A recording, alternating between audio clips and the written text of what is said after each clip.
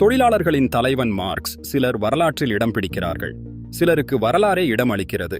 இரண்டாவது கூற்றுக்கு 100% பொருத்தமானவர் மாமேதை Karl Marx. 100 பக்கங்களில் உலக வரலாறு எழுதப்படுகிறது என்றாலும் கூட இவருக்கு அதில் ஒரு பக்கம் ஒதுக்கித்தான் ஆக வேண்டும். இது தவிர்க்க முடியாத ஒன்று. கார்ல் மார்க்ஸ் பெயர் நினைவிருக்கும் வரை வறுமையின் காரணமாக தன் இரத்தத்தையே தன் குழந்தைகளுக்கு பாலாகவும் அறிவாகவும் கொடுத்த மார்க்ஸின் மனைவி ஜென்னியின் பெயரும் நிச்சயம் நினைவிருக்கும். நாமெல்லாம் உழைக்க மட்டுமே பிறந்தவர்கள் என்று நினைத்திருந்த தொழிலாளிகளை முதலாளிகளாக்கியவர் மார்க்ஸ். மூலதனம் என்ற புத்தகத்தின் மூலம் உலகத்துக்கே பொருளாதார பாதையை ஏற்படுத்தி கொடுத்த கார்ல் மார்க்ஸின் குடும்பம் பொருளாதார நெருக்கடியில் சிக்கி தன் குழந்தைகளையே வறுமைக்கு பலி கொடுக்க நேர்ந்ததை என்னவென்று சொல்வது? மார்க்ஸுக்கு உறுதுணையாக மனைவி ஜென்னியும் நண்பர் ஏங்கெல்ஸும். இல்லையெனில் மார்க்ஸும் ஒரு சாதாரண மனிதராகத்தான் இறந்திருக்கக்கூடும். இதனை மார்க்ஸே ஏற்றுக்கொள்கிறார் என்பதுதான் குறிப்பிடத்தக்க ஒன்று. உழைக்கும் தொழிலாளர்களை எல்லாம் ஒன்று திரட்டி கம்யூனிஸ்ட் சங்கம் அமைத்து முதலில் மன்னராட்சிக்கு எதிராக மக்களாட்சி அமைத்தவர் கார்ல் மார்க்ஸ். இதன் காரணமாக அதிகார மையத்திலிருந்து பாய்ந்து வந்த துன்பங்களை தன் குடும்பத்தோடு அனுபவித்தவர்.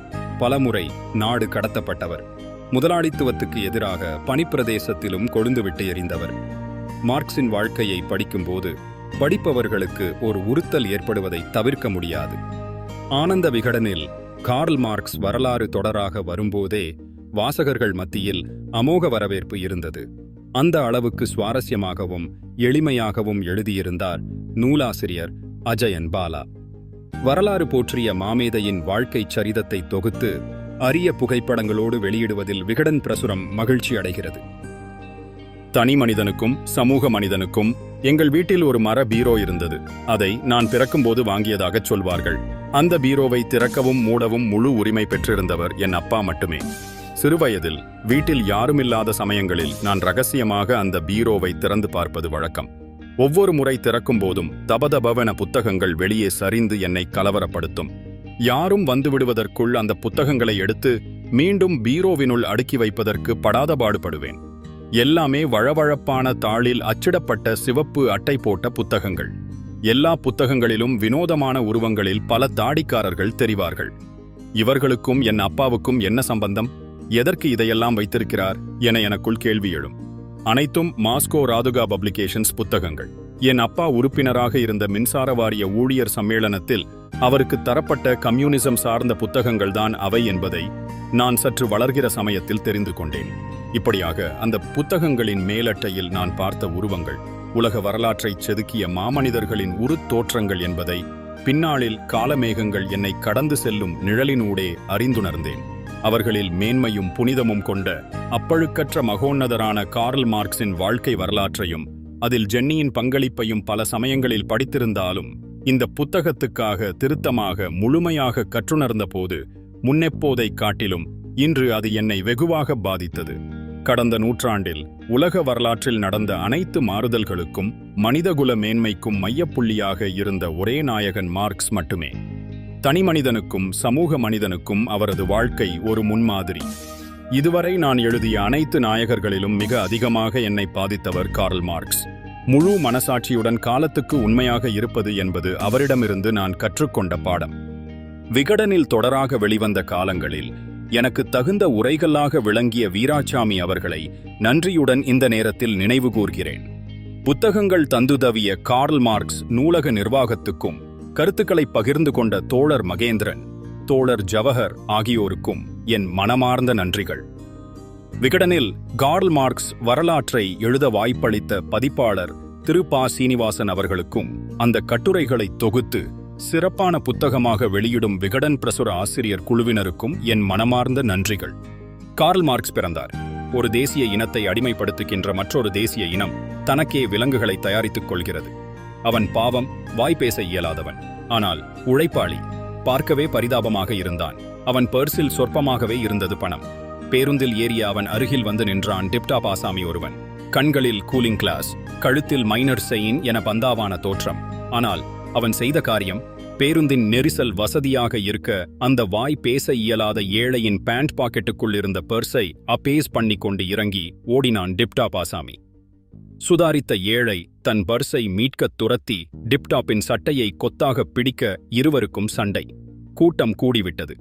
சட்டென டிப்டாப் தனது பர்ஸை அந்த ஏழை திருடிவிட்டதாக உண்மையை தலைகீழாக புரட்டி போட மொத்த கூட்டமும் அந்த பரிதாபத்துக்குரிய வாய் பேச இயலாதவனைச் சாத்துகிறது.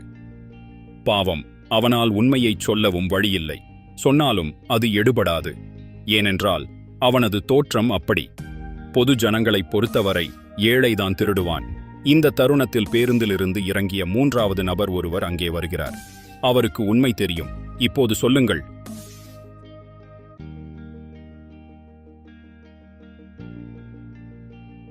அந்த மூன்றாவது மனிதர் என்ன செய்ய வேண்டும்? யார் குற்றவாளி என்ற உண்மையை ஊருக்கு உலகுக்குச் சொல்லி அந்த ஏழையை காப்பாற்றி டிப்டாப் திருடனை அடையாளம் காட்ட வேண்டியது அவரது கடமை அல்லவா? அதை அவர் செய்தார். அவர்தான் கார்ல் மார்க்ஸ். அந்த சமயத்தில் அவர் செய்த புரட்சி கம்யூனிசம். அதற்காக அவர் மேற்கொண்ட பாதைக்கு பெயர்தான் மார்க்சியம். பேருந்தை கால வெள்ளமாகவும் டிப்டாப் ஆசாமியை முதலாளி எனப்படும் பூர்ஷ்வாக்களாகவும் அதிகாரமற்ற காரணத்தால் வாய்ப்பேச இயலாதவனாகிப் போன அந்த ஏழையை தொழிலாளியாகவும் பண்ணை அடிமையாகவும் எனச் சற்றே மாற்றி மேலே சொன்ன சம்பவத்தை பார்த்தால் உலக வரலாற்றில் மார்க்சின் பங்களிப்பு எத்தனை முக்கியத்துவம் வாய்ந்தது என்பதை உணர முடியும். யார்? Karl Marx. காலம் எப்படி கிறிஸ்துவுக்கு முன் கிறிஸ்துவுக்குப் பின் என இரண்டாக பிரிக்கப்பட்டதோ அப்படியே மனிதகுல வரலாற்றையும் மார்க்சுக்கு முன் மார்க்சுக்குப் பின் என இரண்டாக பிரிக்கலாம். அந்தளவு தன் சிந்தனைகளாலும் கோட்பாடுகளாலும் இந்த உலகத்தை சீரமைத்த சிற்பியாக இருந்தவர் கார்ல் மார்க்ஸ். மனிதகுல உயர்வுக்கும் சமூக மேன்மைக்கும் அர்ப்பணித்துக் கொள்ளும் வாழ்க்கையில் எதிர்கொள்ளும் துன்பங்களின் சுமை நம்மை ஒருபோதும் அழுத்தாது. ஏனென்றால் அது எல்லோருக்காகவும் செய்கிற தியாகம் என அவரே சொன்னாலும் மனிதகுலமே ஒட்டுமொத்தமாக மண்டியிட்டு மன்னிப்பு கோர வேண்டிய அளவுக்கு துன்பங்களையும் துயரங்களையும் கொண்டது மார்க்சின் வாழ்க்கை. அடுத்த நூற்றாண்டின் இதயங்களையும் கண்ணீரால் நனைக்கும்படியான அவரது வாழ்க்கை 19ஆம் நூற்றாண்டின் ஆரம்பகால ஐரோப்பாவிலிருந்து துவங்குகிறது. ஜெர்மனியின் மேற்கு எல்லைக்கும் பிரான்சின் கிழக்கு எல்லைக்கும் இடையே முடிவற்ற நீல தாவணி போல பாயும் அழகிய ரைன் நதிக்கரை. இளம் பச்சை நிறக் கடலாக விரிந்து கிடக்கும் வயல்வெளிகளுக்கு நடுவே மாளிகைகளும் கோபுரங்களுமாக காணப்படும் பழைமையான ட்ரையர் நகரம். தேவாலய மணியோசைகள் கேட்டுக்கொண்டே இருக்கும் அந்த நகரத்தில் தடுக்கி விழுந்தால் 2 பேர் காலில் விழ வேண்டும். ஒன்று பாதிரியார், இன்னொருவர் புரட்சியாளர். அந்த அளவுக்கு பாதிரிகளும் போராளிகளும் புழங்கிய மண். ஐரோப்பா முழுவதுமே பிரெஞ்சு புரட்சி காரணமாக புதிய புதிய தத்துவங்களும் கருத்துருவாக்கங்களும் பூத்துச் சொரிந்த காலம். கூடவே அரசின் அடக்குமுறையும் கடுமையாக இருந்தது. ஆகவே பிரான்ஸ், ஜெர்மனி என இரு தேசங்களிலுமே அரசுக்கு எதிராக கொடிபிடித்தவர்கள் எல்லாம் நாடு கடத்தப்பட்டு இந்த ட்ரையர் நகருக்குள் கொட்டப்பட்டனர். இவர்களால் ட்ரையர் நகரம் பரபரப்பின் மையமாக இருந்தது. மாலை நேரம் வந்துவிட்டாலே மது விடுதிகளில் கருத்து மோதல்களை கேட்க கூட்டம் கூட ஆரம்பித்துவிடும். 2 அரசாங்கங்களுமே கருத்தியல்வாதிகளைக் கண்டு பயப்பட, அதனாலேயே மக்களிடம் அவர்கள் கதாநாயகர்களாக இனி இந்த உலகத்தை தத்துவங்கள்தான் ஆளும் என எல்லோரும் உறுதியாக நம்பினர். வானில் அதிசயங்கள் ஏதும் நிகழ்ந்திராத இரவொன்றில் 1818ஆம் ஆண்டு மே மாதம் 5ஆம் நாள் ட்ரையர் நகரத்தின் பிராக்கன்ஸ் வீதியின் 664 இலக்கமிட்ட வீட்டில் ஹெர்ஷல் மார்க்ஸ் மற்றும் ஹென்ரிட்டா எனும் யூதத் தம்பதியினருக்கு பிறந்த ஆண் குழந்தைக்கு பெயர் கார்ல் மார்க்ஸ். ஹெர்ஷல் மார்க்ஸ் தன் இதயத்தில் வால்டேர், ரூசோ என யுகப் புரட்சியாளர்களின் கருத்துக்களை உள்வாங்கிய பிரெஞ்சுக்காரர். தாய் ஹென்ரிட்டாவோ அடுப்படிக்குள்ளேயே தன் வாழ்நாளை அடக்கிவிட்ட யூத குடும்ப பெண்மணி. ஜெர்மன் மொழி பேச வராத காரணத்தால் ட்ரையர் நகரத்தின் மேல் அவளுக்கு காரணமற்ற பயமும் கவ்வியிருந்தது. பிறந்த விடு மொத்தம் 8 குழந்தைகளைக் கொண்ட அவர்களது இல்லற வாழ்வில் கடைசியில் மிஞ்சியது என்னவோ ஒரு ஆண் குழந்தையும் 3 பெண் குழந்தைகளும் தான். ஒரே ஆண் என்பதாலோ என்னவோ கார்ல் எப்பவுமே எல்லோருக்கும் செல்லம். அக்கா சோபியா, தங்கைகள் எமிலி, லூயிஸ் எல்லோரும் தன்னை கண்டு பயப்படும்படியாக நடந்து கொள்வதில் அவனுக்கு ரொம்ப பிரியம். வக்கீல் தொழிலில் வருமானம் தட்டுப்பட்டால் ஹெர்ஷல் மார்க்ஸ் தன் குழந்தைகளுக்கு கேக்குகள் வாங்கி வருவார். சிறுவனான கார்ல் தன் சகோதரிகளின் பங்கையும் தனதாக்கிக் கொள்ள சில தந்திரங்களை அடிக்கடி பயன்படுத்தி அதில் வெற்றியும் பெறுவான். தன் அழுக்கு கைகளால் சகோதரிகளின் கேக்கை அசுத்தமாக்குவது அதில் ஒன்று. அம்மாவின் கண்டிப்பான வளர்ப்பின் காரணமாக சுத்தத்துக்குப் பேர் போன பெண் பிள்ளைகளை சுலபமாக ஏமாற்றினான் கார்ல். பேர்தான் வக்கீலே தவிர ஹெர்ஷலுக்கு பெரிதாக வழக்குகளே வரவில்லை. 5க்கும் 10க்கும் அல்லாட வேண்டிய பிழைப்பு. வழக்குகள் வராமல் இருப்பதற்கு காரணம் தான் ஒரு யூதனாக இருப்பதுதான் என்பது புரியவே அவருக்கு வெகு காலமாயிற்று. மதப்பற்று அக்காலகட்டத்தில் சற்று கூடுதலாகவே இருந்தது. கத்தோலிக்க கிறிஸ்துவர்களிடத்தில் அது வெறியாகவே மாறியிருந்தது. யூதர்களை அவர்கள் விரோதிகள் போல் பார்த்தனர். யூதர்களும் லேசுப்பட்டவர்கள் இல்லை. தாங்கள்தான் மிக பழைமையானவர்கள் என்பதும் கிறிஸ்துவே தங்களது மதத்தில் பிறந்தவர்தான் என்பதும் தான் அவர்களது கர்வத்துக்கு காரணம். இதனாலேயே யூதர்களின் மேல் கிறிஸ்துவர்கள் மனதில் கடும் வெறுப்பு. பொருளாதாரத்தில் தங்களை விட ஏழைகளாக இருந்தாலும் இந்த யூதர்களிடம் தலைக்கணம் மட்டும் அதிகமாக இருக்கிறதே, இதனை எப்படி அடக்குவது என கத்தோலிக்க கிறிஸ்துவர்கள் உள்ளுக்குள் புகைந்து கொண்டிருந்தனர்.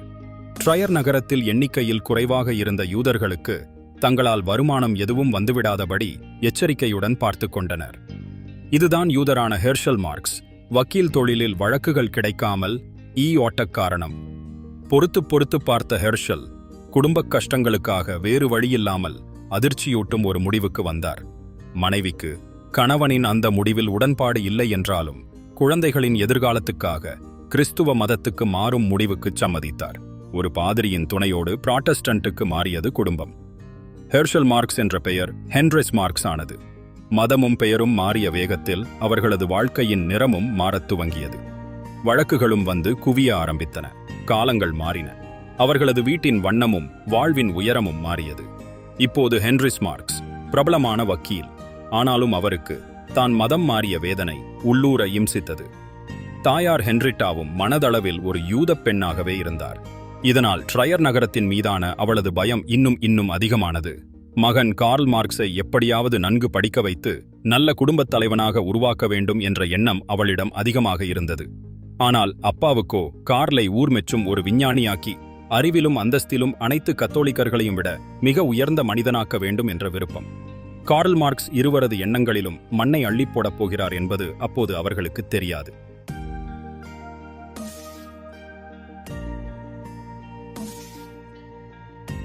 காத்திருங்கள், அடுத்த பாகத்தில் சந்திப்போம்.